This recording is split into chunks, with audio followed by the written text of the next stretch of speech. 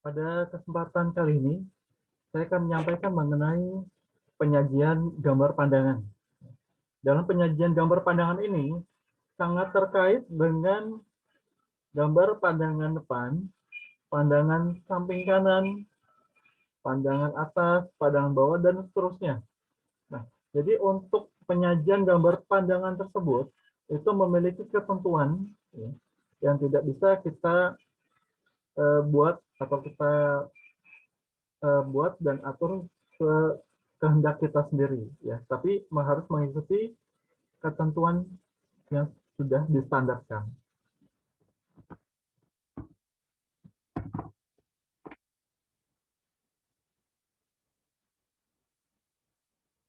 Nah, untuk penentuan atau pemilihan gambar pandangan, terutama gambar pandangan depan, ini pandangan depan harus mewakili ya, jadi bagian ini harus mewakili dimensi atau bagian yang paling banyak informasinya. Jadi gambar pandangan depan kita pilih sesuai dengan posisi bagian yang banyak memiliki informasi dari benda kerja yang akan kita buat. Ini contohnya seperti ini. Nah, ini adalah benda kerjanya seperti ini. Ini bentuk 3D-nya. Jadi karena informasi yang bisa kita dapatkan ya, lebih banyak itu ada di posisi ini. Jadi ini adalah gambar pandangan depannya, pandangan depan. Kemudian ini samping kanan, ya, ini kanannya, dan ini atas.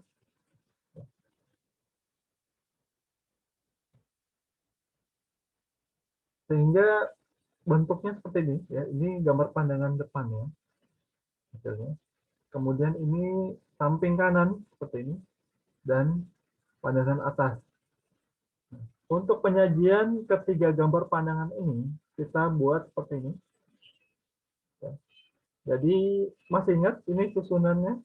Ya, jadi ini gambar pandangan depan, ini samping kanan, dan ini adalah pandangan atas. Ya, masih ingat materi pekan lalu?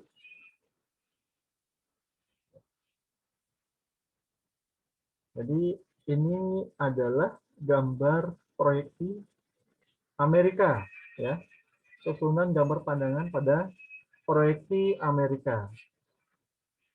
Seperti ini. Ya.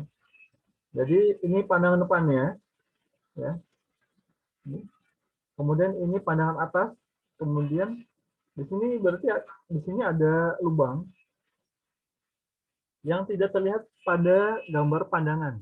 Jadi kita beri tanda garis gores seperti ini.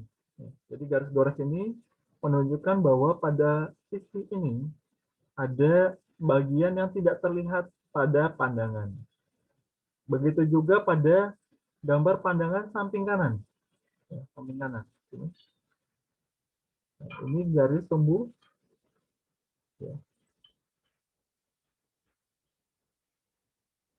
Oh, maaf, ini ada garis ini. Ya. Jadi di sini ada bagian yang tidak terlihat pada pandangan ini, sisi sini. Ya. Jadi ini ada permukaan yang masuk ke dalam. Digambarkan seperti ini. Kemudian ini adalah lingkaran ini. Ya. Jadi lubang yang ada pada benda kerja ini digambarkan dengan garis gores. Dan tidak lupa untuk lubang atau lingkaran itu harus memiliki garis sumbu. Harus dibuatkan garis sumbu seperti ini. Jadi ini proyeksi Amerika sebenarnya. Kemudian ini contoh lagi untuk penggambaran pandangan atau penyajian gambar pandangan. Kita dibuat seperti ini. Ini ada pandangan atas, ya, pandangan atas. Kemudian ini pandangan depan. Nah, pandangan depan ini, ya, ini ada lubang ini 1, 2, ya. Kemudian ini adalah ini.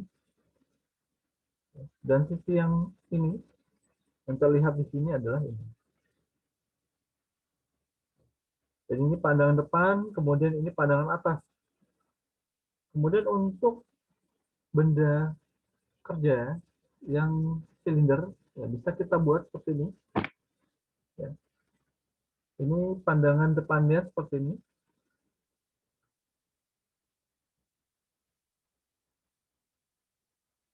Kemudian ini berupa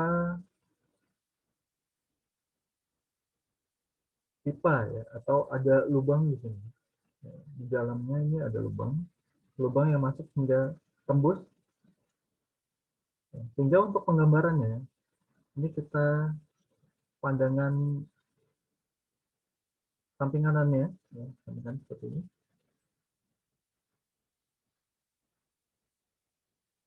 Jadi seperti ini. Jadi ini adalah ini, dan ini itu adalah ini di atas. Kemudian contoh selanjutnya adalah ini. Ya, ini penggambarannya, ini pandangan atas dan ini pandangan depan. Dengan pandangan depan seperti ini sama ya. Jadi untuk lingkaran kita beri garis gores. Kita beri garis gores seperti ini ke lingkaran ini, dan juga garis sumbu. Garis sumbu. Ya, jajar.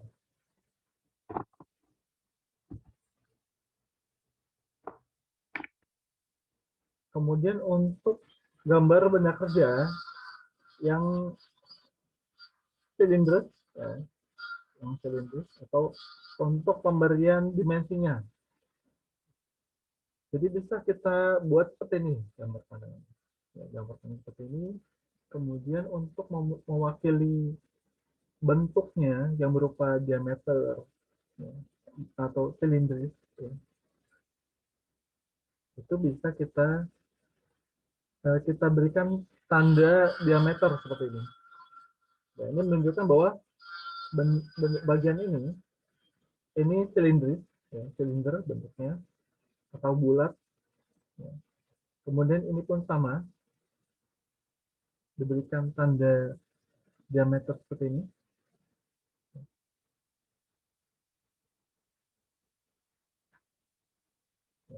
Ya. Jadi bisa kita wakilkan atau berikan tanda diameter seperti ini. Kemudian ya, untuk pemberian dimensi lagi, ini ada contoh, ya, contoh gambar yang salah. Ya, ini contoh salah seperti ini.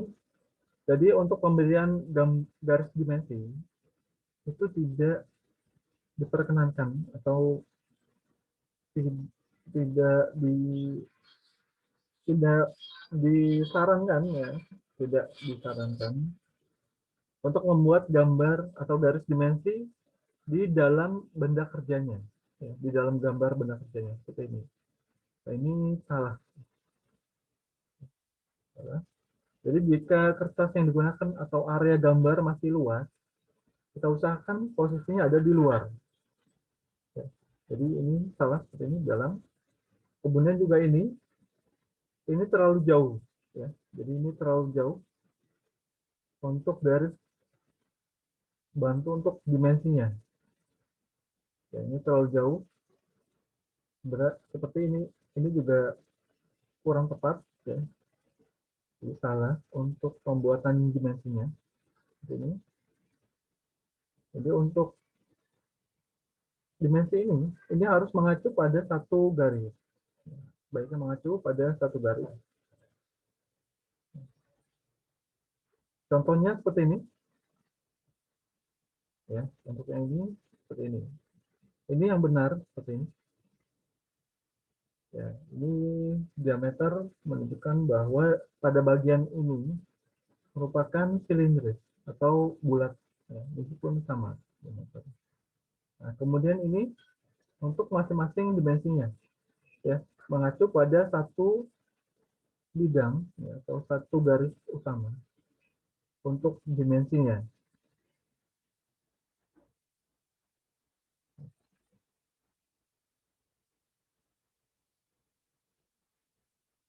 Nah, kemudian untuk ini, ya,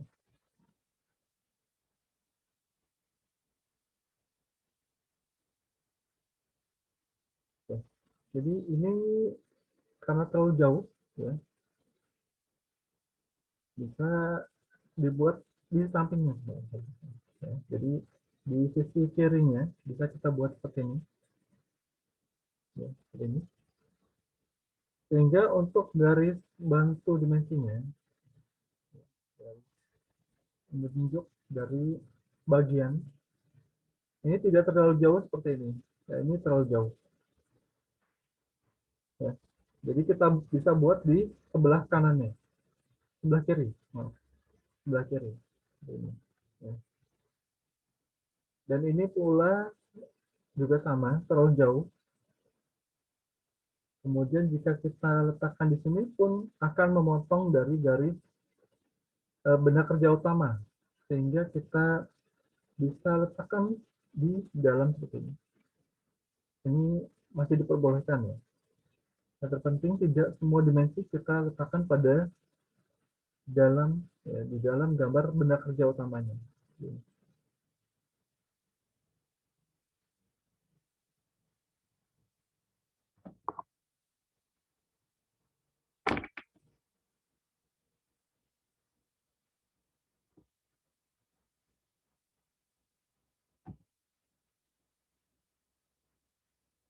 Nah, ini contoh untuk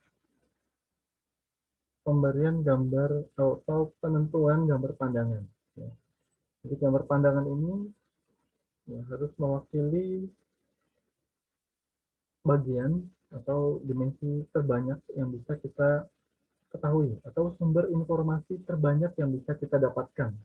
Itu adalah pandangan depan. Ya, seperti ini. Ini contohnya untuk pesawat, ini kita bisa dengan pandangan seperti ini. Ya.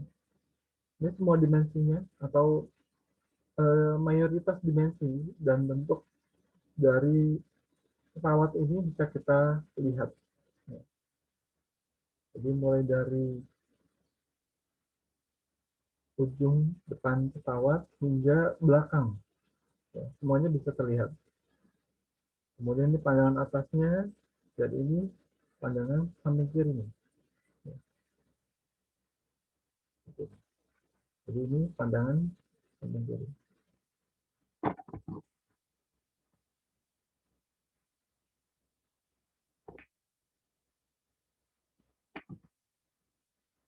Nah, kemudian untuk contoh pada pengerjaan di mesin spray contohnya ya, atau mesin scrub, itu bisa kita, contohnya ada benda kerja seperti ini ya, kita buat seperti ini yang akan kita hasilkan ya. Sehingga untuk gambarnya ya, gambar benda kerjanya bisa kita buat seperti ini.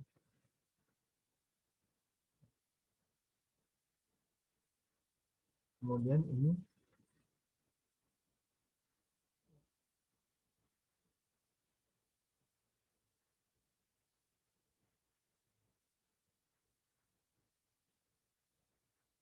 jadi ini pandangan depannya, kemudian ini pandangan atas.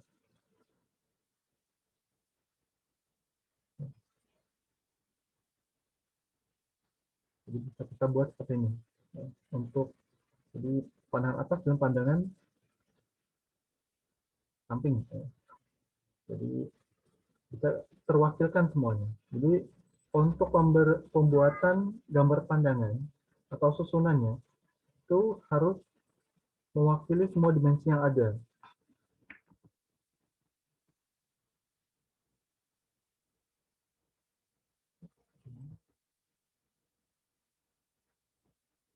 Kemudian gambar pandangan tepat ya, tempat seperti ini. Jadi untuk bagian yang tidak terlihat pada pandangan, contohnya pandangan depannya seperti ini kita berikan garis gores. Jadi di sisi sini ada lubang spi. Jadi untuk pandangan tepat bisa kita wakilkan seperti ini untuk ya, bentuk celah atau bagian yang masuk ke dalam seperti ini. Kita buat seperti ini ya untuk bagian pandangan tepat.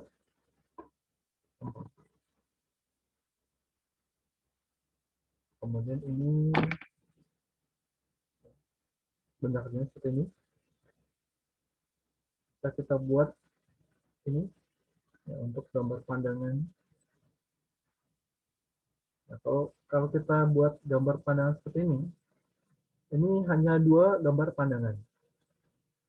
Sehingga untuk informasi yang kita dapatkan ini agak sulit ya. Untuk sisi belakangnya ini tidak terlihat dimensinya. Apakah di sini ada lubang lagi atau ada dimensi yang berbeda dengan pandangan yang ada di sini. Ya, apa? Kemudian ini tidak mewakili. Ya. Sehingga bisa kita berikan 3 gambar. Ya.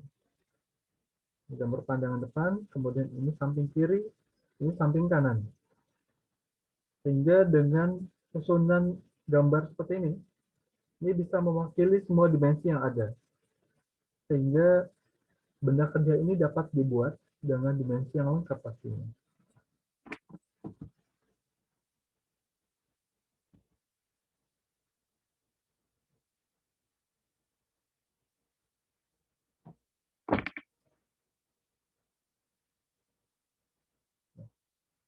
Ini untuk gambar pandangan yang khusus, ya, bisa kita buat seperti ini.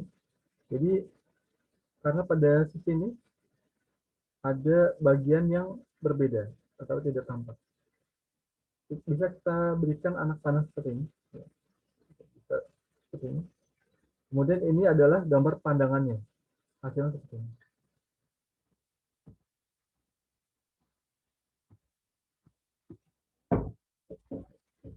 Baik, untuk materi yang saya sampaikan pada kesempatan kali ini cukup. Semoga bermanfaat. Ya, tetap semangat untuk terus belajar dan mengembangkan potensi yang kita miliki. Terima kasih. Assalamualaikum warahmatullahi wabarakatuh.